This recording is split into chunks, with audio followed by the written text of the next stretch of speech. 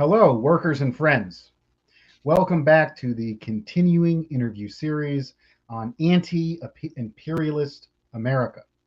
I'm your host, Dus James, the Marxist Leninist truck driver, coming to you live from my humble home in rural North Carolina.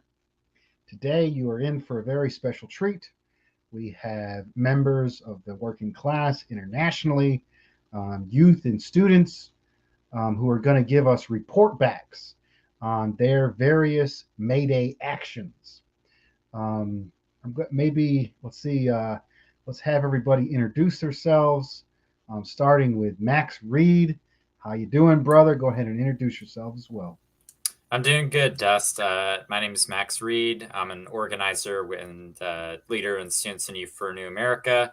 I lead the Beltway and DC area branch of Students and Youth for New America. Right on, right on. So, fellow co-host of Working Class Revolts, um, across the pond, brother William. Go ahead and introduce yourself and say how you doing. Yeah, hi everyone. My name is William Morrison. Go ahead. Sorry about that. That's right. Yeah, I'm William Morrison. I'm a Scottish, British comrade from over the pond, and yeah, I went to the Mayday event, and I represent both the Workers' Party of Britain and the Communist Party of Great Britain at Marxist-Leninist, the CPGBML. Right on, brother. So, brother Paul Sellers, how you doing? And go ahead and introduce yourself. Hi. So I am the president of the Sina Evansville branch, possibly soon to be the Kentucky, Indiana branch. And yeah, so we're rebuilding the working class movement here in the heartland, and I'm excited to be on the show here. Yeah. Right on, right on. So maybe we could get into, we already did a show on the history of Mayday, and we also talked about our various experiences, myself here in the U.S. South, along with brother David Fox, and William gave us some history on that. If you're looking for more of our experiences and history on Mayday, please check out our earlier Mayday screen. Maybe we can just talk a little bit about the history to get us in the mood, get us prepared. And Mayday, way back in time, 1860, after the Civil War, before the 1900s, the labor movement in the United States, the IWW, anarchists, etc., had a huge demonstration in and around Chicago, the Mayday Riots, as they're said, because there was repression from the police. A lot of this was mobilization for the 8-hour workday, 8 hours of work, 8 hours what you will, 8 hours of rest. I work 5 12s, 60 hours a week, so I still ain't got that 8-hour workday. So we still need to keep fighting for that. So maybe if anybody else got anything to add on background before we go into recaps. I'd just say that Mayday is a day for just solidarity and love for the working class all over the world. It's a day to say thank you to the hard work that the international proletariat do all over the world. And yeah, it's a day of hope, inspiration. It's a day of struggle and fight and demand for improvement of conditions for the working class. So yeah, it's probably one of the most important days that you could celebrate or you could show up to an event for compared to anything else, because it's a whole day dedicated to showing great respect and gratefulness to the working class. Right on Max or Paul, anything on background before we start? No? Okay, so let's get into recaps. Let's start right here in the United States, near the Capitol, with Max Reed. Tell us about the Mayday demonstration in DC. Yeah, it was a great day. A lot of people got together from the Center for Political Innovation and Students and Youth for New America. This happened in Malcolm X Park or Meridian Hill Park. Unfortunately, it was raining, which hurt that probably hurt the membership, the turnout rate. But people still came out. We had umbrellas, we had ponchos, so it doesn't matter what weather it is: snow, rain, sleet, hail, fog. I mean, workers got to march on this day. This is our holiday. This is our tradition. And yeah, we showed up. Sina showed up big time. We dressed nice. We wore collared shirts. We actually got these nice buttons. I'd like to thank my branch from Virginia for these buttons. They're really cool. And yeah, we had multiple flags. We had the Students in Youth for New America flag right here. And then we had the John Brown flag as well, acknowledging the sacrifice and the dedication of our comrade John Brown. And yeah, we showed up. What's more to say? It was a really nice event. A lot of people came together. I'd just like to shout out my comrades from the Party of Communist USA.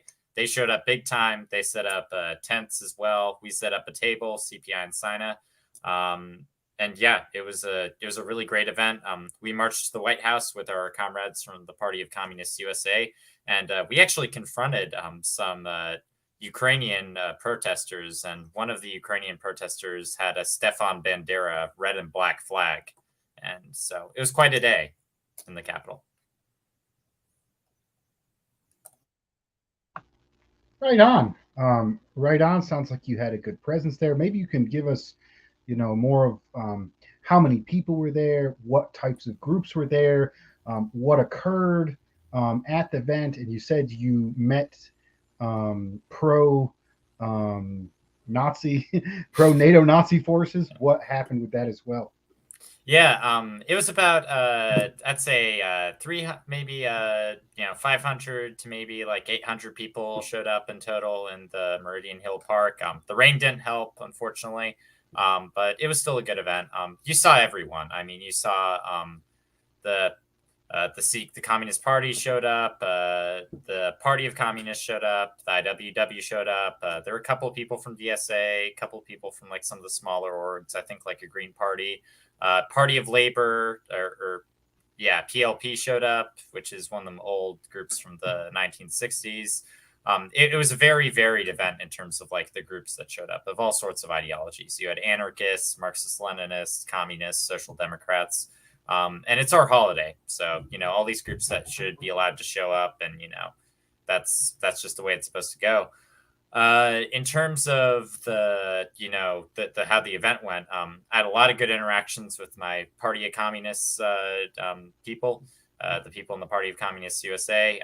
Surprisingly, there were a lot of veterans in some of these organizations, especially the Party of Communists, and some of the people from the CPI also were veterans who showed up, which was very nice to have. And that's a big deal, I think, in a lot of left circles, because some anarchists, ultra leftists, and people like who, are kind of stuck in this movementarian thing. They don't like veterans that much. They don't see them as recruitable. They don't realize that they too have been scarred by U.S. imperialism, and they've been impacted in it. And it's a key demographic you gotta, recruit amongst, and also show solidarity and love to in anti-imperialist struggles. And yeah, it was after some people spoke at the rally. We then marched to the White House along with the Party of Communist USA. Long march, especially in the rain. So we had to have umbrellas. It was a long day. And with the Ukrainian protesters, we encountered them. Sina and the Party of Communists decided to put the Soviet flag. We had the Victory Day banner and also the hammer and sickle Soviet flag. We put that in front of our march when we marched up to confront them, just as a sign that, the Banderites did not win World War II, and they're not going to win the current war right now. I'll tell you that much. Right on. So what was their response? Was there a discussion or dialogue or shouting backs? What happened? Or you just marched past? It was a shouting match. I'll say that. People were smart. People recognized the Banderite red and black flag, and people called it out. It was a back and forth. A lot of people were some of the protesters, they tried to ignore us and they had a sound system that kind of outdrowned us. but we had more people, so it was kind of like a clash of like the megaphone versus like people's collected voices. There was a little bit of conversation, but not much. I mean, it was really hostile. Like, these people are crazy. These people, like, they want like a no-fly zone. They want the U.S. to intervene in Ukraine. They want Ukraine in NATO. I mean, it's really shocking to see what like people want in terms of this conflict, or what people think would resolve it, because a no-fly zone means World War III. It's not like, if you've ever watched Star Wars: The Phantom Menace, where the Gungans put up that shield thing. It's not like that. It's airstriking. A no-fly zone in Ukraine would mean airstrikes within the Russian territory itself. And to conclude the event, we all sung the Internationale at the end, which was really nice. All right, maybe just a few concluding remarks on the event. How did you think it went overall? What can be improved? What were some of the positive things that came out of the event? Yeah, I was happy with the event overall. There was some drama before the event involving like Sina. Unfortunately, we weren't able to speak with like the sound system, because like some of the movementarian people recognized that Sina and the CPI worked together, and they kind of prevented us from speaking. But I mean, that's what you're going to get with a lot of the modern left these days, unfortunately. We didn't care. We had comrades there who supported us. It was really great, a great show of unity. Between a lot of Marxist-Leninists in the face of like kind of the synthetic left movementarian elements. Most notably, the Party of Communists and Sina, Students in Youth for New America, we were the main people who marched to the White House. The other groups, a lot of the other groups just showed up for the rally and didn't, go the whole 9 yards and go to the White House with us. But yeah, it was a good event. Room for improvement. I think that Students in Youth for New America, CPI, and any other working class groups, we need to really get out of the movement and get to the masses. We need to bypass like these people who are like trying to gatekeep socialism, who are trying to gatekeep anti-imperialism, who are trying to gatekeep national liberation on these in this kind of sociological and bourgeois intellectual format, instead of like to the regular masses. I mean, and it's naturally going to happen. History will absolve us. I mean, we're already bypassing these people in terms of organization. I'm really proud of the work that Students in Youth for New America has been doing. And about when I joined this organization in like 2020, it was pretty much a static organization. And within 2 years, we've built an organization with chapters from Minneapolis to Evansville to DC to St. Louis to Long Island, New York. I mean, I'm really proud of the work that Students in Youth for New America has done. Right on. Thank you, brother. Thank you for that presentation and that information. I think we're going to head over across the pond to Brother William in Scotland and the Greater Britain. So what's the report back? How did it go? Go ahead. Yeah, so I went to 2 events in Scotland. One was in my local city, Dundee, which is a fairly small city, and I also went to the Glasgow, the event in Glasgow. So I'll speak about the one in Glasgow first, because that was probably the most I have to talk about. I just got the bus up by myself. I wasn't really with an organisation. The organisation I'm with, the CPGBML, most of the members in Scotland were busy helping out with the council elections. There's been UK council elections on the 5th of May, 2 days ago. So they've been busy campaigning and canvassing for their candidates. So they didn't really show up to the Mayday event. Well, I went by myself just to see what it was going to be like. And yeah, I was really, really pleased to see the result. There was a lot for Glasgow, not the numbers that Comrade Max mentioned. A lot less numbers, but that's normal for Scotland. We're a tiny country. But yeah, there was about 200 to 300 people that showed up in Glasgow city centre. Lots of red flags. There was lots of different organisations. The YCL were there with the red block. They're the anarchists have their black block, and the YCL in Scotland have like this communist version of the Antifa black block. We have the red block, where our comrades in the YCL dress in all black, and they all have a red flag each. So they were very regimented, very organized, very disciplined, very like militant looking. It was very, very cool. Really, really good pictures and stuff from there. there were some flares and stuff, not to be thrown, just to be held and stuff, just while they were marching through the two major streets of Glasgow, Sauchiehall Street and Buchanan Street, which are like the two commercial, like, shopping kind of streets in Glasgow. We just wanted as many people to see it as possible, pretty much. So yeah, we met up in Kelvin Grove, which is just this public grassy park. It's quite iconic, so most people meet there when they're doing actions in Glasgow. It was an okay day. It was normal for Scotland. It was grey and miserable and raining, which is perfectly normal for Scotland. But yeah, a couple hundred people, lots of different organisations. The YCL were there, so their father organisation, the Communist Party of Britain, CPB, the Scottish Workers' Party, the SWP were there. The Trotskyites, they showed up. Anarchists showed up. The Social Democrats showed up. Some university societies that were socialist showed up. Some Green parties showed up. And actual workers too, actual unions, trade unions, who actually encouraged their workers to actually take the day off, or just if they had a day off, to come to the event too. So there was maybe 50 or 60 actual workers that were supposed to be working that day. So obviously I'm not going to mention any names because I'll get them in trouble. But yeah, it was really good. And then once we all met up, we marched down those two major streets, which is like an L shape. Took about an hour to march down there.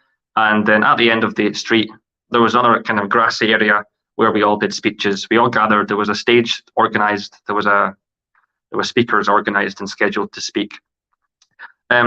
Like Max, actual genuine kind of Marxist-Leninists were kind of banned from speaking.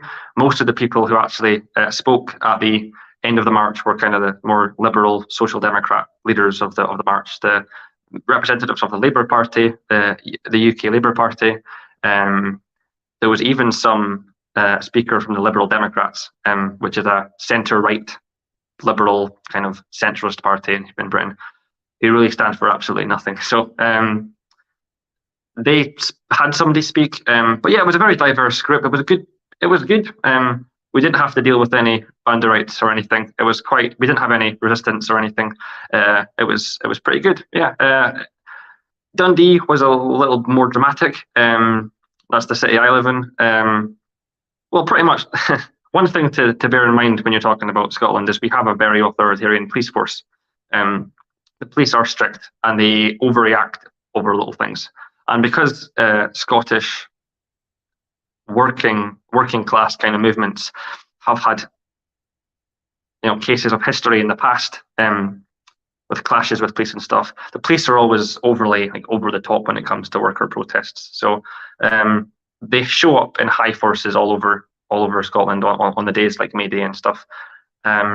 So yeah, there was lots of police in Glasgow, but luckily, fortunately, things went smoothly. There was nothing wrong there. The police were just kind of facilitating the march. But in Glasgow, in Dundee, things took quite a dark turn. Only about 50 people had showed up in Dundee, and the police started pretty much saying that we weren't allowed to march. We had it's quite frustrating actually. We had been talking with the police for a couple of weeks prior to the event in Dundee, communicating with them, telling them our plans. We made it clear that we had the intention to march through the city centre. They were fine with it. They gave us the green light, and then about 50 or 60 people showed up. And that was early. That was before the actual thing was due to start. So there's going to be a lot more people that were going to show up. So the police obviously got worried that such a small city like Dundee was having such a massive turnout for a Mayday event.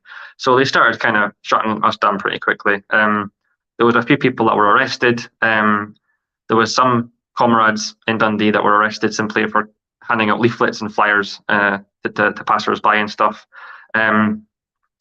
Yeah, most people left, honestly. It was shut down pretty quickly. The Scottish people don't really mess with the police. The police are quite ruthless over here. They don't hesitate to use extreme measures.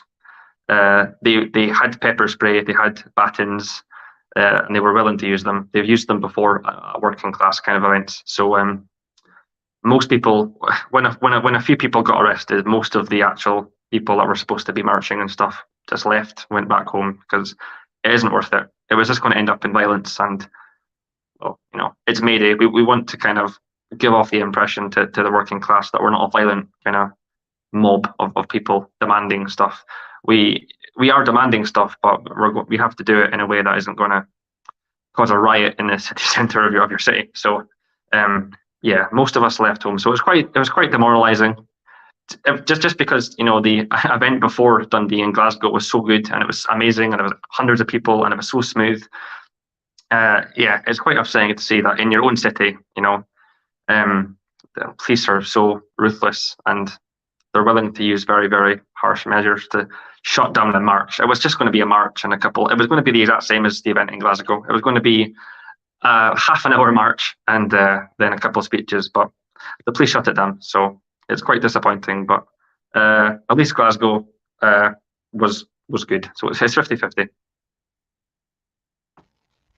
Thank you, brother, for that report back. I think it's interesting that a lot of your members, party members, were involved with the election, which is interesting. Where their focus is.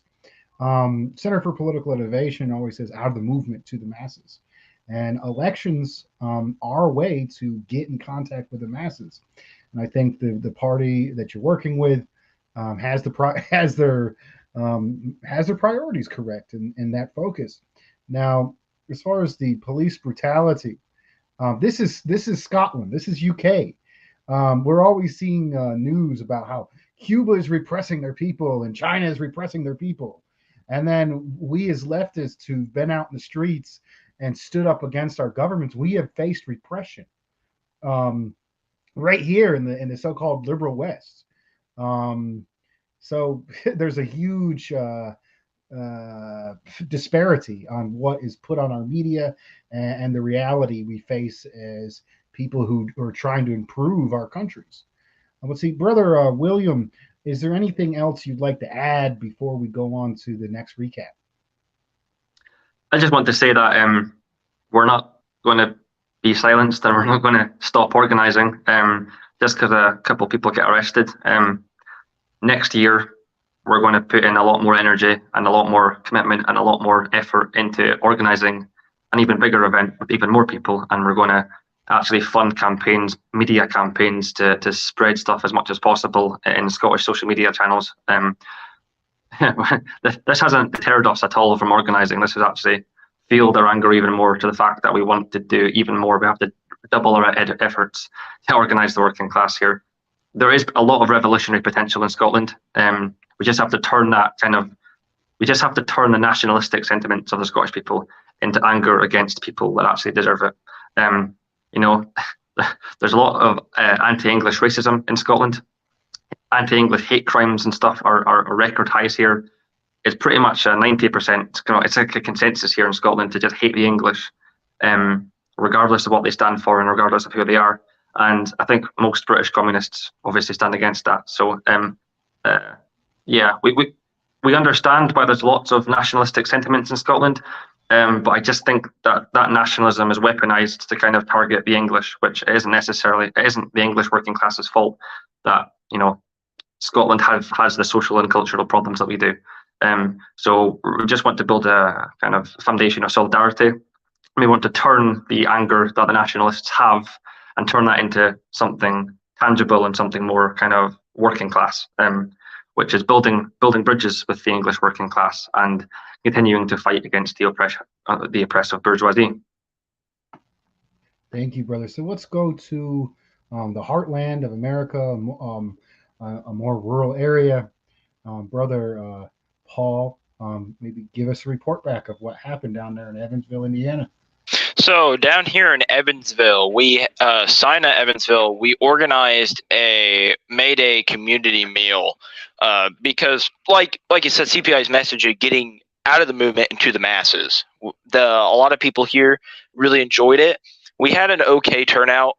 We had some bad circumstances before the Mayday event. I put up flyers all around town, like everywhere. I put up 40, 50 flyers. We gave out another 30 or more to people, and then it rained out on us. And so all the flyers got destroyed, but some survived. We still had some people come to our Mayday event, which was awesome. We had I want to say 30, 40 people show up throughout the course of the day. We had a shelter house next to our zoo in the city that we were set up in, and people were coming in from the zoo, stopping, getting a meal. We talked to them a little bit about CPI and SINA. It was a good time. After the event, I got some emails from CPI members in Indiana that were interested in working with us on future events. That was pretty awesome. With the event also, we ended up making some connections with, again, somewhat like what William was talking about CPML or CPBML focusing on the elections. There's some potential candidates in our area that would be possibly able to work with, albeit obviously we don't want to go reformist per se, but it is a way to get out of the movement to the masses. Other than that, the Mayday event in Evansville went pretty well. It taught us a lot about organizing, and I'm very excited about some of our future projects coming up in the future. Thank you, brother, for that report back. We're actually doing really well on time. I didn't want to go over an hour. We've already finished all the report backs, and we're only 25 minutes in. Maybe if we could do a round of reactions to the various recaps. Maybe if I could respond first to Comrade Paul. That is amazing. You said there was over 30 people throughout the course of a day in a smaller city. Is that correct? Yeah, we had 34 people. Actually, funny story is that my neighbors showed up and they were interested in joining CPI, and that touched my heart right there. That was like, that's cool. Yeah, throughout the course of the day, we had 40-ish people come in, people cycling in and out. We had some people who stayed there for the whole 3 or 4 hours that we had the event running. We had a lot of food. And so, yeah, it was a good event. Evansville only has about 100,000 people. A lot of people, they aren't very interested in getting into something because of either burnout or because they feel so in the trenches, if you will, in terms of that there's nobody out there that will work with the working class to, elevate them and speak for them. And so it was just a very good event that went on. Right on. Thank you. Shout out to Brother Caleb Maupin, the leader of the Center for Political Innovation. Said he was very inspired from the video we saw. And maybe I'll just shout out the people in the comments. Parasocialite, also a member of Center for Political Innovation, who has a great channel. People check out his channel. Along with, thank you for joining us, Pittsburgh Dude 87. He says you got similar weather there between Scotland and Pittsburgh, Steel City up here. Right on. So if anybody wants to get in the comments, please, you can ask a question to any of our guests as well and join the discussion. And I just got to plug it. Please hit the like button. Please share this out. Make this a bigger conversation. So I think as far as mobilizing, you had a lot of success, and that's great. I think what's more important isn't the march itself or the demonstration itself or the event itself. It's building those lasting connections that actually empower the working class to fight future battles. A lot of people can get there's kind of this fight between online leftists and the people who are in the street leftists, and then the people who work exclusively with parties are doing this, and each one of them thinks that each one's better than the other one. And in reality, we're trying to build workers' power. We're trying to build power for poor Black and brown people to stand up in full dignity and actually improve their lives, which is different from some of the motivations of some other organizations. Recently, Brother Caleb Maupin published an amazing piece on the CPI website, "The Masses Are the Water, the problems of late Marxism." And in that book, he talked about how a lot of organizations focus too much on getting the permit and simply facilitating the protest movement. And I think that really does lose sight from what I mentioned earlier, which is actually building power to change our conditions. If we have, 300-400 people show up in the same town who are all winning with each other and they're completely disconnected from the masses, there's no way of building power there. So even if things would have, there's also something to be said about not getting burned out. I know a lot of people just getting into activism and they learn about socialism and they learn about these beautiful ideas and the beautiful things that have been done throughout history. And then when you get off your computer screen or you try to get out there and actually do something about it, I know the task can be daunting. When you have this huge vision about what's going to happen and you have only so many people show up or whatever, and you can kind of get burnt out. I think the main goal is to, like I said, build those connections. The demonstration, is only a demonstration is like a military march. This is something that Panthers often say. The demonstration is not the revolution itself. That's just showing the people that we have power and attracting more people to that center. We also got to get out there and do the good works. And, mutual aid societies are good ways. Getting involved in electoral politics, whatever it is you got to do to show the people that you're fighting for them on behalf of them and build those relationships. And I think every single one of the young comrades here is focused on that and doing that. It's a very inspiring thing. So let's just do a round of conclusions and responses, starting with Brother Max from the Students and Youth for a New America. Any conclusions or replies to the other Mayday recaps? Yeah, it's interesting to hear from Comrade William about the conditions within Scotland and also the level of brutality that the police have over there. I mean, like in America, I guess it's like kind of similar in Scotland in terms of like the levels that police will, infringe on bourgeois democratic rights within a second if the workers are using those very rights to try and move to a higher stage. It's chilling to hear, like, cops just like arresting people and shutting down demonstrations. I don't think we're that far. I mean, it happens in America, but I think it's going to start happening more and more often within America as we get into the summer, as the food prices go up, as the cost of living goes up, as the gas prices remain at an all-time high thanks to the Biden sanctions and this crazy president we have. We're prepared. We got to prepare for struggle as like youth in general for our future, because stuff's really starting to happen. The masses are in motion, history is in motion, and we got to get out of there, out of the movement to the masses. And that's the exact type of work that Students and Youth for New America is doing. Right on. Thank you, Comrade Max. Let's see, Comrade William. Any conclusion or response to other the report backs?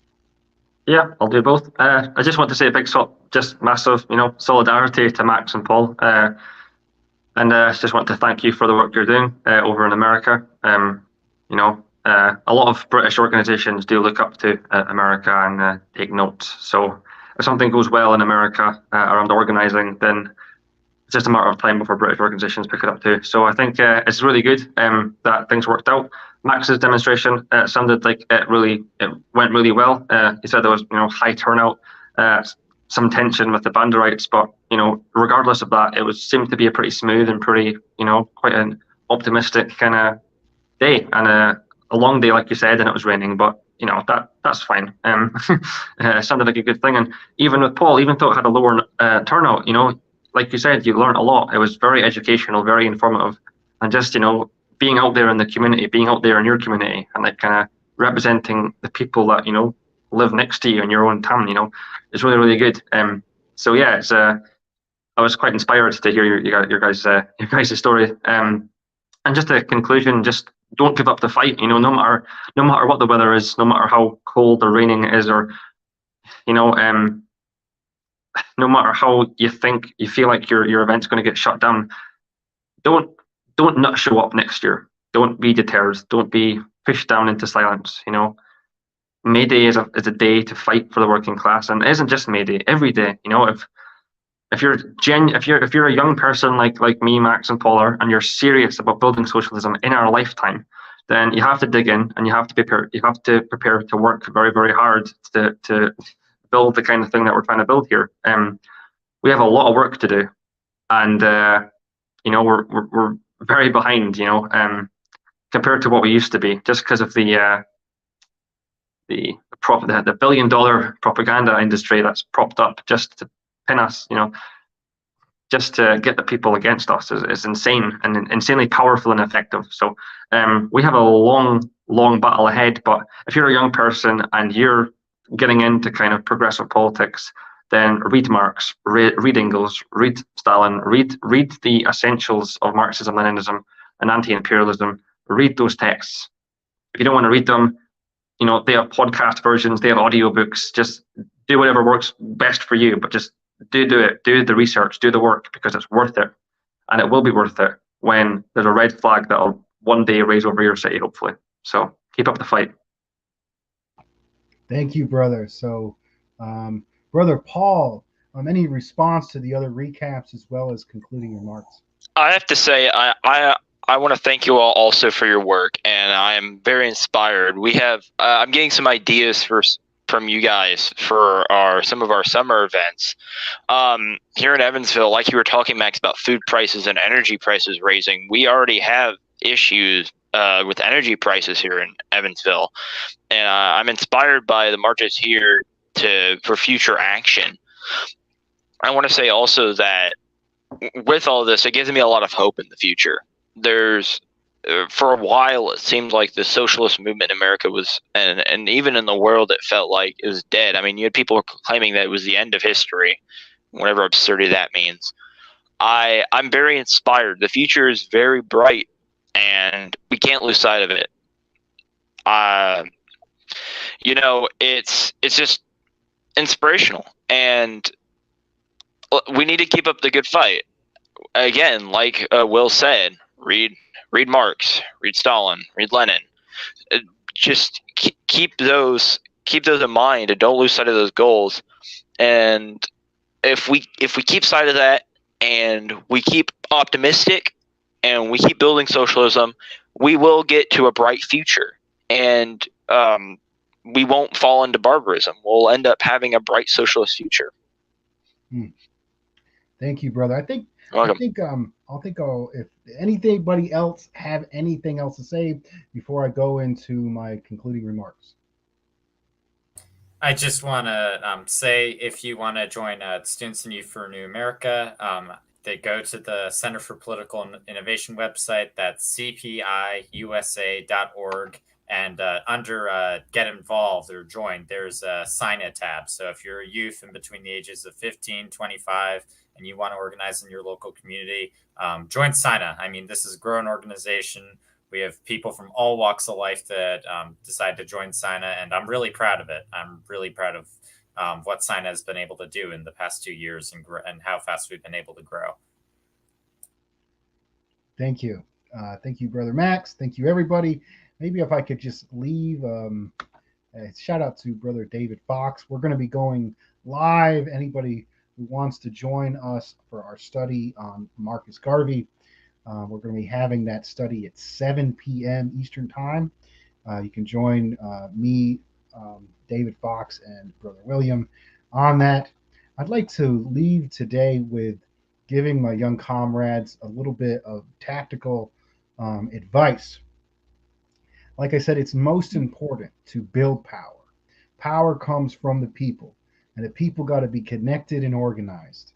So what I can give you just a grassroots, fundamental, tactical organizing is I think each one of you should build a contact list.